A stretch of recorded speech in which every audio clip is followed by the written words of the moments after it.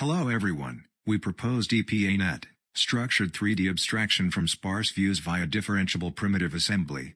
This work is a collaboration work of Amazon and Simon Fraser University. 3D abstractions are friendly for rendering and are used in many applications, such as video games. They are also used in the early stage of 3D model design. There are some deep learning-based 3D abstraction methods recently, but these neural models need 3D training data. Very recently, some works can directly learn 3D abstraction from images.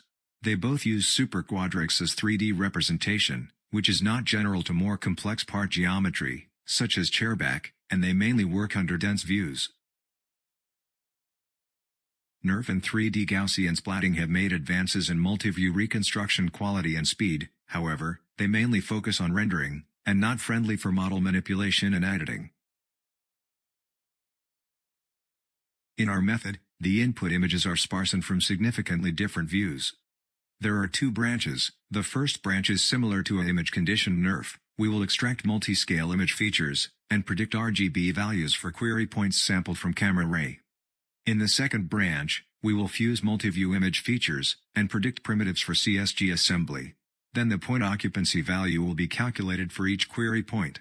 We include intersection and union operations in the assembly module and produce a set of convex part shapes to represent the shape. The RGB loss and mask loss are used for network optimization. Additional test time fine-tuning is used to improve the reconstruction accuracy. We utilize a multi-stage training strategy for gradually learning the primitive assembly. To improve the compactness of the learned structure, we apply an overlapping loss and a dropout strategy in the last stage of the fine-tuning.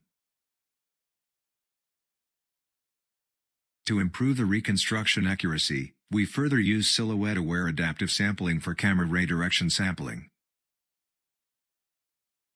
The ablation study on the ShapeNet chair benchmark demonstrate the effectiveness of our designs. Test time adaptation helps recover missing structures from the pre-training results, while adaptive pixel sampling aids in capturing thin structures and achieving accurate shape silhouettes. Enforcing an overlap loss removes redundant 3D parts. Primitive dropouts effectively reduce the number of primitives for assembling the final shape. Since there are limited methods on sparse view 3D abstraction, we compare our method to Pixel, NeRF and EMS, which don't need 3D training data. The results on ShapeNet cross-categories demonstrate our superiority over their methods. According to the results, Pixel NeRF suffers from noisy surfaces and EMS exhibits inferior 3D abstraction quality.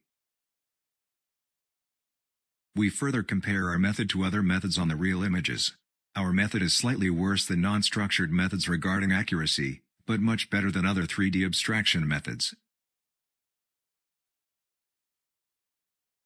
We also present some applications to show that our results can be edited by popular softwares. The upper row shows users can easily modify the abstracted parts by adding, removing, translating, or rotating components to create desired CAD designs in MeshLab. In addition, we can fit basic shapes, for example, cuboids, to the abstracted convex shapes and export them to an OpenSCAD script, enabling programmatic editing of 3D shapes in CAD software. Last but not least, the abstracted 3D shapes obtained by DPA-Net can serve as easy-to-edit structural prompts for novel and detailed 3D shape generations. Here, we take the 3D generation method from SPICY as an example. SPICY can transform primitive-based abstractions into highly expressive shapes according to text conditions. Thank you.